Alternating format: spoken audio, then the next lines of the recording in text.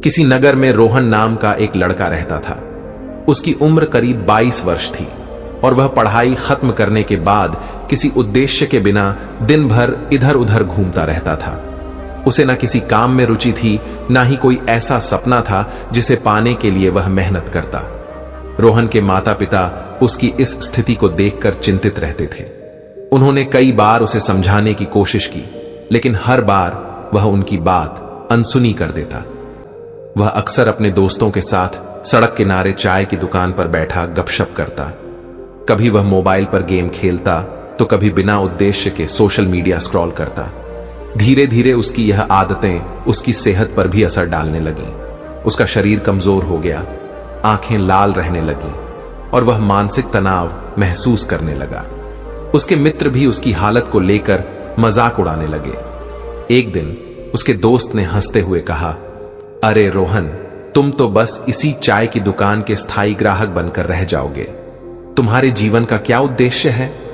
यह सुनकर रोहन को बुरा तो लगा, लेकिन उसने अपने दोस्तों के तानों को भी गंभीरता से नहीं लिया। एक सुबह जब सूरज धीरे धीरे पूर्व दिशा से निकल रहा था और नगर के लोग अपने अपने कार्यों में व्यस्त हो रहे थे, रोहन ने सोचा कि आज वह थोड़ा टहलने जाएगा।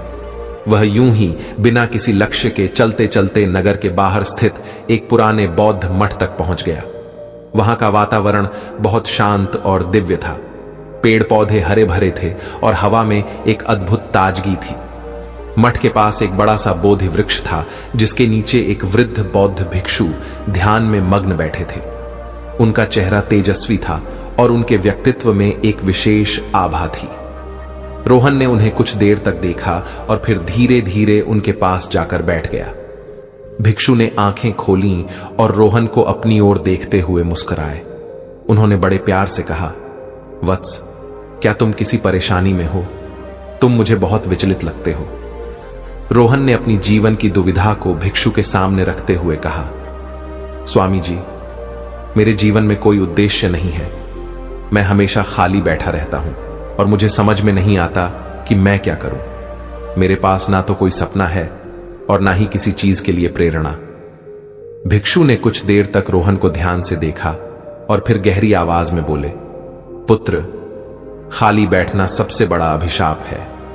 तुम्हारा मन और शरीर दोनों ईश्वर की दी हुई अमूल्य देन है। यदि तुम इन्हें व्यर्थ में बर्बाद करोगे तो यह जीवन भी बर्बाद हो जाएगा। मैं तुम्हें सफलता के 10 नियम बताता हूं। यदि तुम इन्हें अपनाओगे तो तुम्हारा जीवन बदल सकता है। रोहन ने श्रद्धा से सिर झुकाया और भिक्षु की बातों को ध्यान से सुनने के लिए तैयार हो गया। नंबर 8, सपनों को लक्ष्य में बदलो। भिक्षु ने कहा, हर व्यक्ति के मन में कोई सपना होता है, परंतु केवल सपने देखना ही पर्याप्त नहीं है। जो अपने सपनों को लक्ष्य में बदलते हैं वही सफलता प्राप्त करते हैं। सबसे पहले यह तय करो कि तुम्हें अपने जीवन में क्या पाना है। यदि तुम यह नहीं जानोगे तो तुम्हारा जीवन बिना दिशा के एक भटके हुए जहाज की तरह होगा। यह सुनकर रोहन ने सोचा कि उसने अपने जीवन में कभी कोई लक्ष्य निर्धारित नहीं किया था। उसका मन पहली बार अपने जीवन की दिशा के बारे में सोचने पर मजबूर हुआ। नंबर 2, समय का सही उपयोग करो। भिक्षु ने आगे कहा, पुत्र, संसार में समय सबसे मूल्यवान चीज है। यदि तुम समय को बर्बाद करते हो तो यह कभी लौट कर नहीं आता। जो व्यक्ति समय की कद्र नहीं करता उसे जीवन में सफलता नहीं मिलती। हर क्षण को एक अवसर की तरह देखो और उसका सदुपयोग करो। एक सार्थक दिन वही है जिसमें तुमने कुछ नया सीखा हो या कोई ऐसा कार्य किया हो जो तुम्हारे लक्ष्य के करीब ले जाए। भिक्षु ने एक कथा सुनाई। प्राचीन समय में एक राजा था जो बहुत आलसी था। उसके राज्य का हाल बुरा था क्योंकि वह हमेशा सोचता रहता कि वह कल से काम करेगा। एक दिन उसका राज्य शत्रुओं ने छीन लिया। तब उसे एहसास हुआ कि उसका आलस्य और समय की बर्बादी ही उसकी हार का कारण बने। नंबर 3, ध्यान और एकाग्रता को अपनाओ। ध्यान वह साधन है जो तुम्हारे विचलित मन को एकाग्र करता है। यदि तुम प्रतिदिन ध्यान करोगे तो तुम्हारा मन शांत होगा और तुम्हारी एकाग्रता बढ़ेगी, भिक्षु ने कहा। उन्होंने एक बोधक घटना सुनाई। किसी समय एक युवा साधक अपने ध्यान में बहुत परेशानी महसूस करता था। उसका मन भटकता था और उसे कभी शांति नहीं मिलती थी। फिर उसके गुरु ने उसे पेड़ की जड़ों को देखने का निर्देश दिया। साधक ने देखा कि जड़ें जमीन में गहराई तक फैली हैं और मजबूत हैं। गुरु ने कहा, जैसे जड़ें पेड़ को स्थिर बनाती हैं, वैसे ही ध्यान तुम्हारे मन को स्थिर करेगा। तब से साधक का जीवन बदल गया। नंबर 4, छोटी छोटी आदतें विकसित करो। भिक्षु ने रोहन को बताया, हर बड़ा परिवर्तन छोटी छोटी आदतों से शुरू होता है। तुम हर दिन एक नई सकारात्मक आदत अपनाने की कोशिश करो, जैसे सुबह जल्दी उठना, पढ़ाई करना या व्यायाम करना। लगातार छोटे छोटे सुधार तुम्हें महान उपलब्धियों तक ले जाएंगे। रोहन को याद आया कि वह कभी अनुशासन में नहीं रहा था। उसने सोचा कि अगर वह अपनी आदतें सुधारना शुरू कर दे तो शायद उसका जीवन भी बेहतर हो सकता है। नंबर 5, स्वास्थ्य का ध्यान रखो। भिक्षु ने गंभीरता से कहा, एक स्वस्थ शरीर में ही स्वस्थ मन का निवास होता है। यदि तुम अपने शरीर का ध्यान नहीं रखोगे तो तुम्हें सफलता प्राप्त करने में कठिनाई होगी।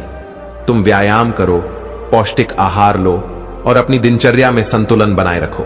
स्वास्थ्य ही सबसे बड़ी पूंजी है। रोहन ने यह सुनकर सोचा कि वह कितना कमजोर हो गया था।